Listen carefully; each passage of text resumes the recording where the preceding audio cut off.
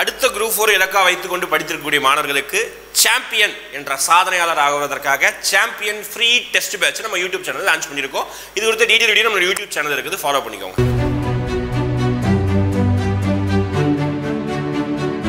Hi students, welcome to our academy. Sir நம்ம வந்து champion test batch வந்து பார்த்தீங்கன்னா சார் வந்து பார்த்தீங்கன்னா லான்ச் பண்ணியிருப்பாரு. அந்த சாம்பியன் டெஸ்ட் வந்து பார்த்தீங்கன்னா ஃபுல்லாகவே உங்களுக்கு வந்து பார்த்தீங்கன்னா ஃப்ரீயாக யூடியூப்பில் கொடுக்குற மாதிரி தான் கொடுத்துருக்காங்க. 5000 கேள்விகள் வந்து கொடுத்துருப்பாங்க. சரிங்களா? சரி சார், இப்போ வந்து பார்த்தீங்கன்னா நம்ம அந்த சாம்பியன் டெஸ்ட் பேட்சில் வந்து பார்த்தீங்கன்னா வேர் டு ஸ்டடி அது வந்து எங்கெல்லாம் நம்ம படிக்கலாம், அது மட்டும் இல்லாமல் டிஎன்பிசி குரூப் 4 2025 வந்து நம்ம எப்படிலாம் கிளியர் பண்ணுவோம், சரி அதை பார்த்தான இன்ட்ரோவை நம்ம கொடுத்துட்டு, அது மட்டும் இல்லாமல் அடுத்த 2025 நடக்கக்கூடிய அந்த குரூப் 4னுடைய எங்கெங்கெல்லாம் கொஸ்டின்ஸ்லாம் கேட்பாங்க, எதெல்லாம் நம்ம சோர்ஸாக வந்து எடுத்துக்கணும், அது எல்லாத்தையுமே நம்ம இந்த கிளாஸில் நம்ம சொல்ல போகிறோம்.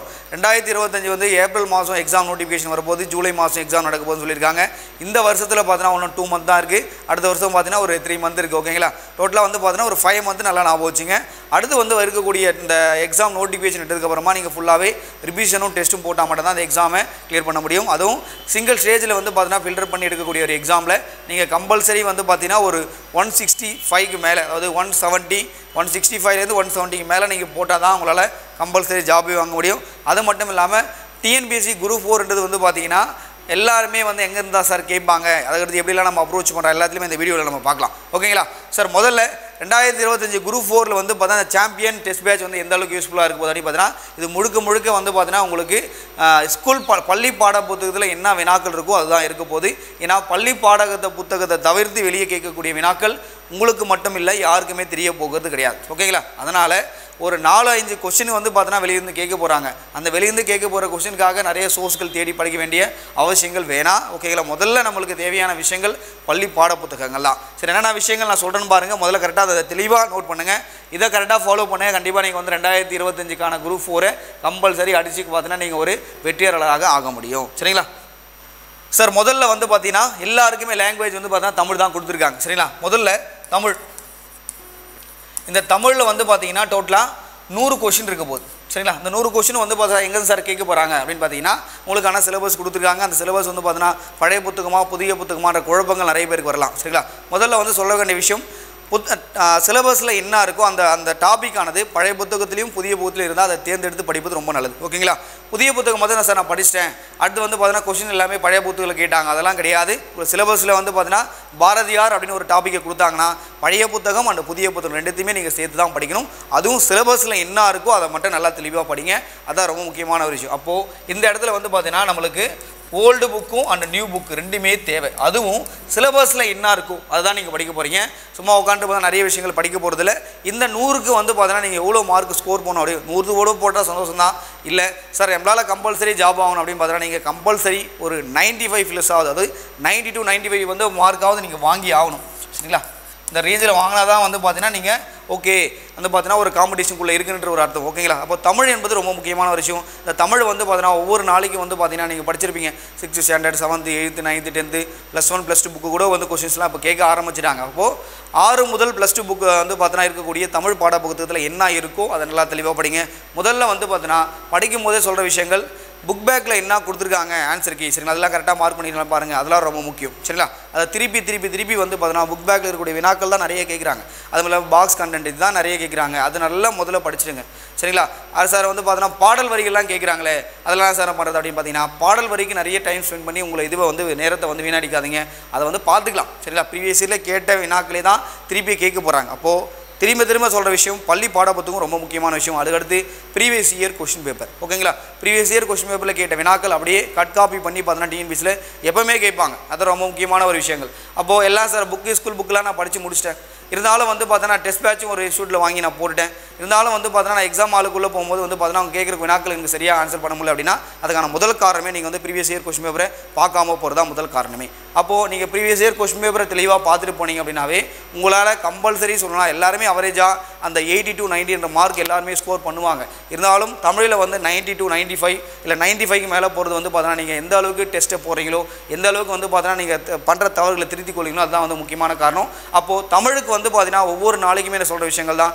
நீங்கள் டெய்லியுமே வந்து பார்த்தீங்கன்னா ஒரு 3 to 4 மணி நேரமாக தமிழாவது கம்பல்சரி படிச்சு தான். ஏன்னா 100 மார்க் இருக்குது. சரிங்களா, ரொம்ப முக்கியமான விஷயம். ஓகேங்களா, அப்போது தமிழ்ன்றது என்னென்னா ஸ்கூல் புக்கு தான். சரிங்களா, அதை தாண்டி வெளியே போவதில் அதை தாண்டி கேட்கக்கூடிய 1-2 வினாக்களுக்காக நீங்கள் ஏதோ சோர்ஸை வந்து கலெக்ட் பண்ணி படிச்சுட்டு உங்களை வந்து குழப்பிக்காதீங்க. ஓகேங்களா, அப்போ முக்கியமான விஷயம் பார்த்தீங்கன்னா பள்ளி பாட புத்தகம் தான். சரி, ஓகே. அடுத்து வந்து நம்மளுக்கு கொடுத்துக்கிற விஷயம் பார்த்தீங்கன்னா மேக்ஸ். சரிங்களா, மேக்ஸ் வந்து டாபிக் வந்து பார்த்தீங்கன்னா டோட்டலாக 25 மார்க் இருக்குது. சரிங்களா, இந்த 25 மார்க் எங்கேருந்து சார் கேட்பாங்க அப்படின்னு கூட கேட்கலாம். உங்களுக்கான சிலபஸ் கொடுக்கப்பட்டுள்ளது. சரிங்களா, அதில் வந்து பார்த்தீங்கன்னா 10வது யூனிட்டாக வந்து பார்த்தீங்கன்னா கணிதம் கொடுக்கப்பட்டுள்ளது. ஆப்டிடியூட் மென்டல் எபிலிட்டியாக கொடுத்துருக்காங்க. அதில் இருக்கக்கூடிய டாபிக்ஸ் எல்லாமே பார்க்கும்போது சார் நம்மளுக்கு வந்து கேட்கக்கூடிய கொஸ்டின்கள் எல்லாமே பள்ளி பாட புத்தகம் ரொம்ப முக்கியமானது. சரிங்களா, புக்கு சரிங்களா plus previous year question paper. சரிங்களா, மேக்ஸ் பொறுத்த வரைக்குமே வந்து பார்த்தீங்கன்னா நீங்கள் ஸ்கூல் புக்கில் 6 to 10th தான் எஸ்எல்சி ஸ்டாண்டர்ட் தான். திருப்பி நான் சொல்கிற விஷயம் தான் எஸ்எல்சி ஸ்டாண்டர்ட் தான். சரிங்களா, குரூப் 1 குரூப் 2 எதுக்கு படித்தாலும் சரி நீங்கள் எஸ்எல்சி ஸ்டாண்டர்ட் லெவலில் என்ன மேக்ஸ் இருக்கோ அதுதான் உங்களுக்கு திருப்பி கேட்க போகிறாங்க. அப்போது 6 முதல் 10வது புக்கு இருக்கக்கூடிய மேக்ஸ் புக்கை கலெக்ட் பண்ணுங்கள். அந்த புக்கில் வந்து பார்த்தீங்கன்னா அதுவும் உங்கள் சிலபஸில் என்ன கொடுத்துருக்காங்களோ அதான் நீங்கள் படிக்க போகிறீங்க. இப்போ எக்ஸாம்பிளுக்கு சொல்லணும் அப்படின்னா இப்போ சுருக்குதல் சிம்பிளிஃபிகேஷன் ஒரு டாபிக் கொடுத்துருக்காங்க. அது வந்து பார்த்தீங்கன்னா 6 முதல் 10வது புக் வரைக்கும் அந்த சிம்பிளிஃபிகேஷன் டாபிக் அங்கங்கே இருக்கும். சரிங்களா, அது எல்லாத்தையுமே நீங்கள் படிக்க போகிறீங்க. அது மட்டும் இல்லாமல் சார் எல்சிஎம் எஸ்எம்இ சீமா விபோ அப்போது ஒரு 2 ஸ்டாண்டர்ட் புக்கில் இருக்கலாம். அப்போது அது மாதிரி விஷயங்களை வந்து தேடி நீங்கள் படிக்கலாம். நான் மேக்ஸுக்காக வந்து பார்த்தீங்கன்னா வேர் டு ஸ்டடின்ற இதுவை வந்து பார்த்தீங்கன்னா நான் கண்டிப்பாக அடுத்த வீடியோவில் நாங்கள் உங்களுக்கு அப்லோட் பண்ணுறோம்.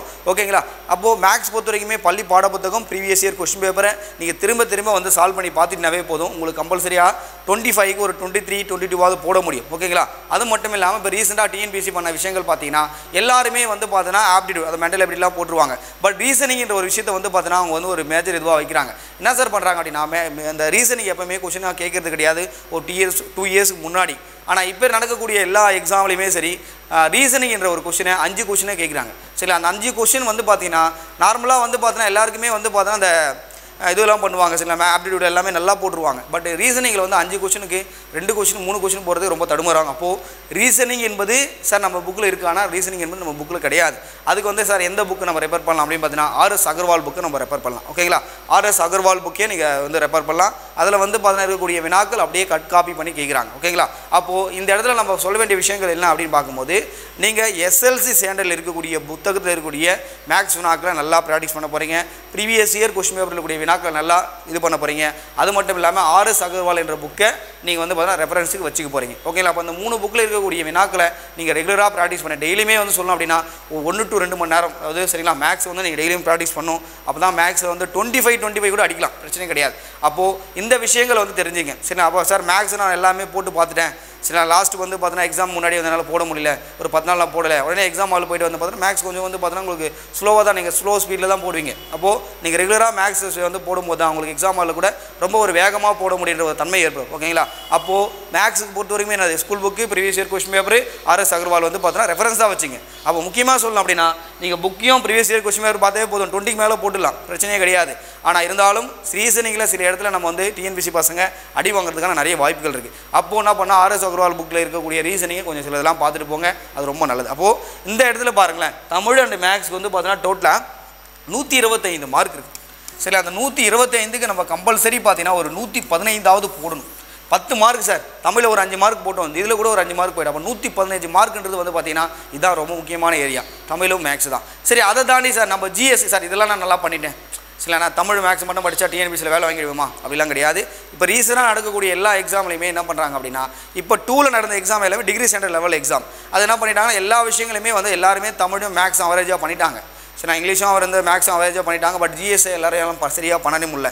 ஏன்னா 75 கொஸ்டினுக்கு வந்து பார்த்தீங்கன்னா அவங்களால ஒரு 40 கூட கிராஸ் பண்ண முடியாத அளவுக்கு கொஸ்டினை கேட்குறாங்க. சரிங்களா, அப்போது டிகிரி ஸ்டாண்டர்ட் லெவலும் போது 2க்கு நீங்கள் தனியாக தான் படித்தாகணும். சரிங்களா, ஆனால் குரூப் 4க்கு பொறுத்த வரைக்கும் நான் திருப்பி சொல்கிற விஷயங்கள் தான். ஜிஎஸ் என்ற டாபிக் என்பது ஜிஎஸ் டாபிக் சரிங்களா 75ல் உங்கள் புக்கில் சில கரண்ட் அஃபேர் விட்டுருங்க. கரண்ட் அஃபேர் வந்து பார்த்தீங்கன்னா ஒரு 10 கொஸ்டின் விட்டுருங்க சார், 10 கொஸ்டினே விட்டுருங்க. சரிங்களா, 10 ஒரு 8 கொஸ்டினும் 10 கொஸ்டின் கேட்குறாங்க, விட்டுருங்க. மிச்சம் இருக்கக்கூடிய ஒரு 65 கொஸ்டின் இருக்குது சார். இந்த 65 கொஸ்டினும் சார் எங்கேருந்து சார் கேட்க போகிறாங்க அப்படின்னு பார்த்தீங்கன்னா அவங்க புக்கில் இருந்தாங்க கேட்க போகிறாங்க. அதுவும் 6 முதல் சரிங்களா 12வது புத்தகம் சரிங்களா இருக்கக்கூடிய வினாக்களை பற்றி தான் நம்மளுக்கு கேட்க போகிறாங்க. அப்போது அந்த புக்கில் இருக்கக்கூடிய விஷயங்கள் அதுவும் சிலபஸில் என்ன இருக்கோ அதை தான் நீ படிக்க போகிற, வேறு ஒன்றும் கிடையாது. அதை எல்லாம் நீ தெளிவாக படித்தா போதும். நீ கம்பல்சரி என்ன பண்ணலாம், இந்த 65 மார்க்குக்கு நீ கம்பல்சரி பார்த்தீங்கன்னா ஒரு 55ஆவது நீ போட்டுடலாம். சரிங்களா? ஒரு 55 வினாக்களாவது நீ கம்பல்சரி உன்னால் ஆன்சர் பண்ண முடியும். சார் இதில் சார் வெளியே எதனா கொஸ்டின் கேட்பாங்களா? கண்டிப்பாக கேட்பாங்க சார். எப்படி கேட்பாங்கன்னா, ஒரு 4 கொஸ்டின் 5 கொஸ்டின் போன குரூப் 4 கூட கேட்டாங்க. அந்த 4-5 கொஸ்டினுக்காக வந்து பார்த்தீங்கன்னா நீங்கள் வந்து வெளியே சோர்ஸை கலெக்ட் பண்ணி படிக்கிறது இல்லை ரொம்ப வந்து பார்த்தீங்கன்னா ரொம்ப கஷ்டமான ஒரு விஷயம் தான். ஆனால் நீங்கள் திருப்பி சொல்கிற விஷயங்கள் பள்ளி பாட புத்தகங்கள் 6 முதல் 12வது வரைக்கும் இருக்கக்கூடிய சிலபஸில் ஜிஎஸ்ல வந்து என்னென்ன டாப்பிக்லாம் கவர் ஆகுதோ அதை நீங்கள் படிக்கணும். சரிங்களா? இப்போது எடுத்துக்காட்டாக நான் ஒரு விஷயம் சொல்கிறேன். சிந்து சமவெளிக்கு நாகரிகம்னு ஒரு டாபிக் கொடுத்துருக்காங்க. இந்த சிந்து சமவெளி நாகரிகம் என்ற டாபிக் வந்து பார்த்தீங்கன்னா சார் நம்மளுக்கு வந்து பார்த்தீங்கன்னா எந்த புத்தகத்தில் இருக்குது? 6வது புக்கில் இருக்குது, 9th புக்கு அண்டு 11th புக்கில் இருக்குது. ஓகேங்களா? டைரெக்டாக என்ன பண்ணணும்னா பார்த்தீங்கன்னா நம்ம டைரெக்டாக சில பேர் என்ன பண்ணுவாங்கன்னா 11th புக்கு படிப்பாங்க. அது ரொம்ப தவறான ஒரு விஷயம். எப்பயுமே வந்து பார்த்தீங்கன்னா பேசிக் புக்கில் வந்து பார்த்தீங்கன்னா என்ன இருக்குது, சில லோயஸ்ட் லெவல் புக்கில் என்ன சிந்து சமவெளி நாகரிகத்தை பற்றி கொடுத்துருக்காங்க, அதை முதல்ல படிங்க. சரி, அதை படித்து முடிச்சதுக்கு அப்புறமா தான் நீங்கள் என்ன பண்ணணும் அப்படின்னு பார்த்தீங்கன்னா அடுத்து 9th புக்கு படிக்கணும். சரி, இதில் இல்லாத எதனா புதுசாக அங்கே கொடுத்துருக்காங்களா பார்க்கணும். சரி, ரெண்டுத்துமே படித்து முடிச்சிட்டேன் சார், அடுத்தது நீ +1 புக்குக்கே நீ போகணும். ஓகேங்களா?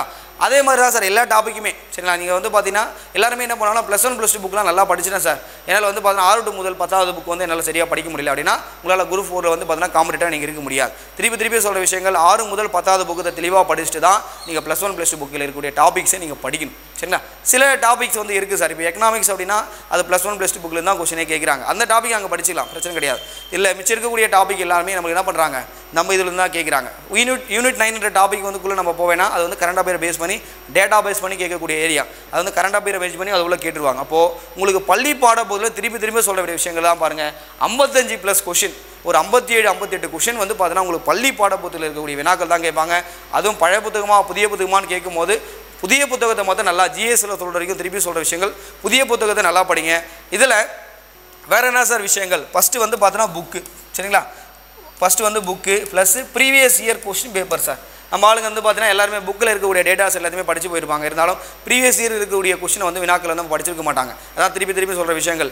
அப்போது நம்ம வந்து பார்த்தீங்கன்னா மேக்ஸுக்கும் என்ன பண்ண போகிறோம், புக்கு பார்க்க போகிறோம், ப்ரீவியஸ் இயர் கொஸ்டின் பேப்பர் பார்க்க போகிறோம். இங்கேயும் ஜிஎஸ்க்கும் அதே வேலைகள் தான் நீங்கள் பார்க்க போகிறீங்க. அப்போது book previous year question paper என்பது ரொம்ப முக்கியமான ஒரு விஷயம். ஓகேங்களா? அப்படி எப்படிலாம் கொஸ்டின் நம்மளுக்கு கேட்டிருக்காங்கன்றது ரொம்ப முக்கியம். 6வது முதல் 10வது புக்கு இருக்கக்கூடிய சின்ன ஸ்கூல் புக்கில் இருக்கக்கூடிய வினாக்களை, அதாவது அந்த வகுப்புகளை வந்து பார்த்தீங்கன்னா அந்த லெசனில் வந்து பார்த்தீங்கன்னா நீங்கள் தெளிவாக படிங்க. முதல்ல அதை படித்து புரிஞ்சுக்கிட்டு அப்புறமா தான் என்ன பண்ணணும், +1 +2 புக்கே நீங்கள் படிக்கணும். திரும்ப சொல்கிறதுக்கான காரணங்கள் +1 +2 புக்கில் பார்த்தீங்கன்னா ஏகப்பட்ட டேட்டா கொடுத்துருப்பாங்க. அதை படித்து உடனே என்ன ஆகுனா நம்மளால் கரெக்டான சில விஷயங்களை வந்து எடுத்துக்க முடியாது. சில நிறைய குழப்பமான சில இடத்துலலாம் இருக்கும் +1 +2 புக்கில். ஆனால் 6 முதல் 10வது புக்கில் தான் தெளிவாக இருக்கும். அதுக்காக தான் சொல்கிறது. தமிழ் புக்கு கூட சொல்கிறேன் சார், 6 முதல் 10 புக்கு முதல்ல முடிங்க. டேரெக்டாக +1 +2 புக்கு வந்து எடுத்து படிக்கிறது இதெல்லாம் தவறான ஒரு விஷயங்கள். ஓகேங்களா? அப்போது உங்களுக்கு வந்து பார்த்தீங்கன்னா குரூப் 4 அப்படின்னு எடுத்துட்டாவே உங்களுக்கு வந்து பார்த்தீங்கன்னா கேட்கக்கூடிய 200 வினாக்களில், சரிங்களா, 200 வினாக்களில் உங்களுக்கு book previous year question paper இதை நல்லா தெளிவாக படிச்சுட்டு போனால் போதும். உங்களால் கண்டிப்பாக சொல்கிற பாருங்க அந்த 165+ கம்பல்சரி வாங்க முடியும். ஓகேங்களா? ப்ரீவியஸ் இயர் கொஸ்டின் பேப்பரை பார்க்காம போவாதீங்க. சரிங்களா? ஏன்னா நம்மளுக்கு நல்ல டைம் இருக்குது. சரிங்களா? இன்னும் பார்த்தா இந்த வருஷம் ஒரு 2 மந்த்தும் அதில் ஒரு 3 மந்த்து அது ஒரு 3 மந்த் இருக்குது. சரிங்களா? டோட்டலாக வந்து பார்த்தீங்கன்னா ஒரு 8 மந்த் இருக்குது. சரிங்களா? அப்போ அந்த 8 மந்தில் வந்து பார்த்தீங்கன்னா ஒரு நல்லா வந்து பார்த்தீங்கன்னா ஒரு ப்ரிப்பரேஷனை கொடுங்க. கண்டிப்பாக வந்து பார்த்தீங்கன்னா உங்களால் நல்ல ரேங்க் வாங்க முடியும். அடுத்த வருஷம் இருக்கக்கூடிய வேக்கன்ட் லெவல் என்ன இருந்துட்டு போடும். அப்போது நீங்கள் நல்ல ஒரு ரேங்க் வாங்கி நல்ல ஒரு ஜாப் வாங்கி உங்கள் குடும்பத்தையும் உங்கள் சமுதாயத்தை தான் நீங்கள் முன்னேற்ற போகிறீங்க. அந்த நோக்கத்தில் நீங்கள் படிங்க. அதான் ரொம்ப நல்லமான விஷயம். இந்த சாம்பியன் டெஸ்ட் பேட்சுக்குள்ளே நம்ம வந்துடுவோம் சார். இப்போ வந்து எப்படிலாம் நம்ம படிக்கலாம் நான் சொல்லிட்டேன். திருப்பி பள்ளி பாட புத்தகம் தான். சரி, சாம்பியன் டெஸ்ட் பேட்சுக்குள்ளே வந்துடும். இந்த சாம்பியன் டெஸ்ட் பேட்ச் வந்து பார்த்தீங்கன்னா ஃபுல்லாகவே வந்து பார்த்தீங்கன்னா நம்ம சார் வந்து பார்த்தீங்கன்னா அதுக்கான வீடியோஸ் வந்து போட்டுருப்பா. எல்லாத்தையுமே நீங்கள் வாட்ச் பண்ணுறீங்க. என்ன சிலபஸ் சார், என்ன விஷயங்கள் பண்ண போகிறாங்க எல்லாமே கொடுத்துருப்பாங்க. சரி, சில பேர் என்ன பண்ணியிருந்தாங்க கமெண்ட்டில் வேர் டு ஸ்டடி சார், எங்கே சார் நம்ம படிக்கிறது அப்படின்னு கேட்டாங்க. சரிங்களா? அது வந்து எந்தெந்த புத்தகங்கள்லாம் இருக்குது நான் சொல்கிறேன். அதை தாண்டி சார் வெளியே எதனா சில விஷயங்கள் கேட்பாங்களான்றது நான் சொல்கிறேன். ஓகேங்களா? அதை நம்ம பார்க்கலாம். முதல்ல யூனிட் 8 வந்து டெஸ்ட் நம்பர் 1 யூனிட் 8 இருக்கக்கூடிய 5 டெஸ்ட் பேட்ச்லையும் யூனிட் 8 டாபிக் இருக்குது. அந்த டாப்பிக்கில் இருக்கக்கூடிய இதெல்லாம் நம்ம பார்த்துட்டு திருப்பி வர ஜாகிரபிக்கு வரும். ஓகேங்களா சார்? யூனிட் 8 டெஸ்ட் நம்பர் 1 சரிங்களா, ஜாகிரபி நம்ம தனியாக பார்க்க போகிறோம். 2 கமெண்ட் நான் கொடுக்குறேன் கீழே லிங்க்கில், டிஸ்கிரிப்ஷனில் லிங்க்கில் கொடுக்குறேன். சரி, அதை பார்த்துங்க, PDF டவுன்லோட் பண்ணி பார்த்துங்க. சரிங்களா சார்? முதல்ல பிரிட்டிஷ் ஆட்சிக்கு எதிராக ஆரம்ப கால போராட்டங்கள்னு கொடுத்துருக்காங்க சார். சார் இது எந்த புக்கில் சார் இருக்குது? நம்மளுக்கு வந்து நிறைய குழப்பங்கள் இருக்கும். சரிங்களா? இது வந்து பார்த்தீங்கன்னா நம்மளுடைய 8th புக்கு சார். 8th புக்கில் யூனிட் 4 அதாவது மக்கள் புரட்சி, பீப்புள் ரெவால்ட் என்ற டாப்பிக்கில் இருக்குது. சரிங்களா? பீப்புள் ரெவால்ட் என்ற டாப்பிக்கில் அது இருக்குது. சரிங்களா? சாகித்ய அகாடமி விருது வரைக்குமே நீங்கள் படித்து வைக்கணும். ஏன்னா அது வந்து நீங்கள் தமிழ் புக்லேயும் படிச்சிருப்பீங்க இந்த டாபிக் லெசன்ஸை, சரிங்களா? அது எல்லாத்தையுமே தமிழ் என்ன படிச்சியோ அதை திருப்பி என்ன பண்ணணும் யூனிட் 8 நீ படிக்க போகிற. அப்போ இந்த டாபிக் அதுக்கான வந்து பார்த்தீங்கன்னா ஸ்கூல் புக்கில் என்ன இருக்கோ அதை படிங்க சார், போதும். அதான் முக்கியமானது. திருப்பி சொல்கிற விஷயங்கள் அதான், ஓகேங்களா சார்? அப்போது யூனிட் 8க்கான வந்து பார்த்தீங்கன்னா வேர் டு ஸ்டடி நான் சொல்லிட்டேன். முதல் 5 டெஸ்ட், ஓகேங்களா? எல்லாமே சார் திருப்பியும் சொல்ல. யூனிட் 8 என்ற டாபிக் பார்த்து ரொம்ப முக்கியமான ஒரு டாபிக். தமிழ் அண்ட் மேக்ஸ்க்கு அப்புறமா அதிகபட்சமான வினாக்கள் வந்து எதில் கேட்பாங்க அப்படின்னு பார்த்தீங்கன்னா 14 வினாக்கள் இல்லை 18 வினாக்கள் வரைக்கும் போகிறதுக்கான வாய்ப்பு இருக்குது. எதில்? யூனிட் 8ல் சார். இதில் வந்து திருக்குறள் என்ற டாபிக் மட்டும் நாங்கள் கொடுக்கல. அந்த திருக்குறள் என்ற டாபிக் மட்டும் நாங்கள் தனியாக வந்து பார்த்தீங்கன்னா ஒரு வீடியோவாக பண்ணலான்ற மாதிரி ஒரு யோசனையில் இருக்கும். அந்த திருக்குறளுக்கு மட்டும் நாங்கள் தனியாக பண்ணிக்கலாம், சரிங்களா? திருக்குறள் வந்து பார்த்தீங்கன்னா எப்படி சார் கேட்பாங்கன்ற மாதிரி நான் சொல்லிடுறேன். எல்லாமே ஸ்கூல் புக் தான். அதை தாண்டி ப்ரீவியஸ் இயர் கொஸ்டின் பேப்பரில் இருக்கக்கூடிய வினாக்களை பாருங்கள், போதுமான விஷயம். ஒரே ஒரு திருக்குறள் மட்டும் கேட்பாங்க, டிஃப்ரெண்ட்டாக இருக்கும். அதை மட்டும் கொஞ்சோண்டு புரிஞ்சு வந்து பார்த்தீங்கன்னா பண்ணிட்டு ஆன்சர் பண்ணிடலாம். இல்லை சார் என்னால் பண்ண முடியலனால பரவாயில்ல, பிரச்சனை கிடையாது. அப்போது ஸ்கூல் புக்கையும் ப்ரீவியஸ் இயர் கொஸ்டின் பேப்பரை நீ பார்த்தாவே திருக்குறள் என்ன பண்ணலாம், நீ 5 கொஷின் கேட்குறாங்களா 4 கொஷின் கேட்டால் மற்றமே போட்டுடலாம், ஓகேங்களா சார்? அடுத்து நம்ம ஜாகிரபியில் என்ன சார் கேட்பாங்க அப்படின்னு பார்க்கலாம். Where to study geography where to study பார்ப்போம் சார். டெஸ்ட் நம்பர் 1 கொடுத்துருக்காங்க. இயற்கை அமைவிடம், வளிமண்டலம், நீர்க்கோளம், நிலக்கோளம்லாம் கொடுத்துருக்காங்க சார். இந்த டாபிக் வந்து பார்த்தீங்கன்னா உங்களுக்கு 6வது புக்கில் நிலம் மற்றும் பெருங்கடல் டாப்பிக்கு. அடுத்து 6ல் வந்து 3rd டேர்மில் வந்து ஆசியா, ஐரோப்பா, புவி மாதிரி. சார் என்ன சார் புவி மாதிரிலாம் கேட்பாங்களாம் கேட்டிருக்காங்க. கடகரேகை மகரேகை பற்றிலாம் ஒரு கூட்டு ஸ்டேட்மெண்ட் மாதிரி கொஸ்டின் கேட்குறாங்க, சரி அதை பார்த்துருப்போங்க. அடுத்து நில தோற்றங்கள் 8th புக் 7th புக்கில். அடுத்து 8th புக்கில் வந்து பார்த்தீங்கன்னா நீரியல் சுழற்சி. 9th புக்கில் வந்து பாருங்கள் சார் நிலக்கோளம் என்ற டாபிக் வந்து 2 டாபிக் இருக்கும். லித்தோஸ்பியர் என்ற டாபிக் வந்து 2 யூனிட் இருக்கும், அது எல்லாத்தையுமே பாருங்கள்.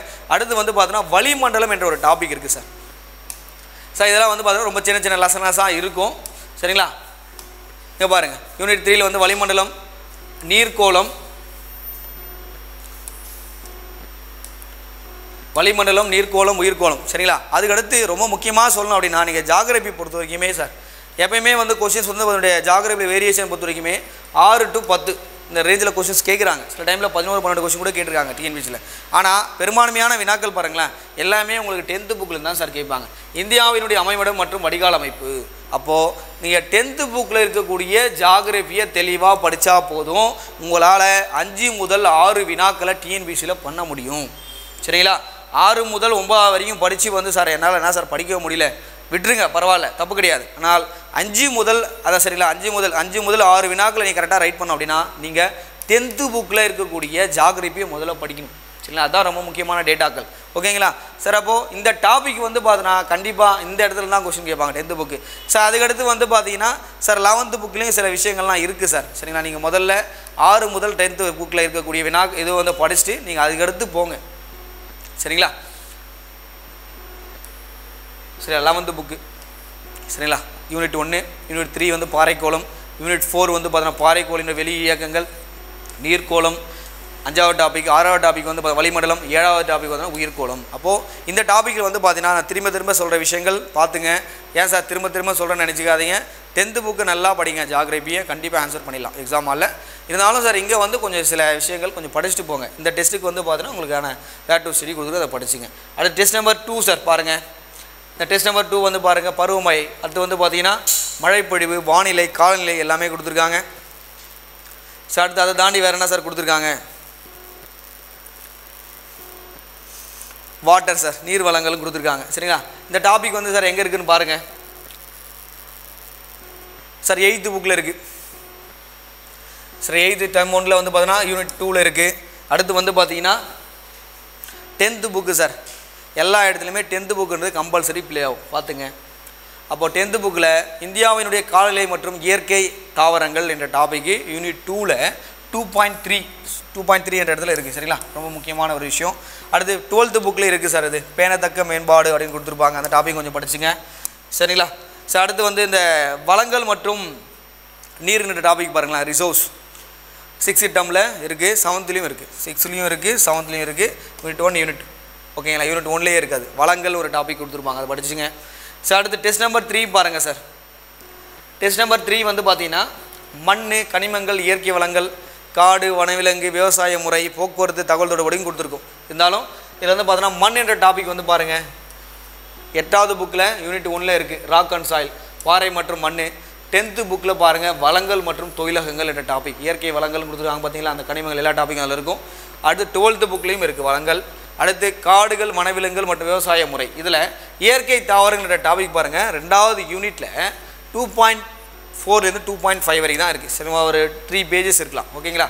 ஸோ அடுத்து 12th புக்கில் வந்து பார்த்தீங்கன்னா இருக்கக்கூடிய தொழில்களும் படிச்சுங்க. சரிங்களா? ஏன்னா வளங்கள் கனிமங்கள் கேட்கும்போது நம்ம தொழிலங்களும் படிக்கணும்.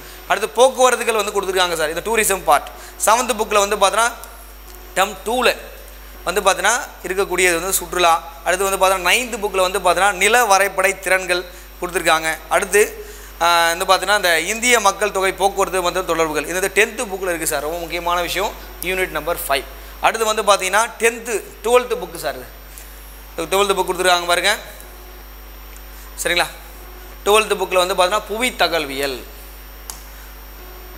தகவல் அப்படின்னு சொல்லுவாங்க. சரி, ஓகேங்களா? அப்போ வந்து டெஸ்ட் நம்பர் 3க்கான விஷயத்தை வந்து பார்த்துங்க, இதுக்கான ஃபீடிப் நான் கொடுக்க போகிறேன், பார்த்துங்க.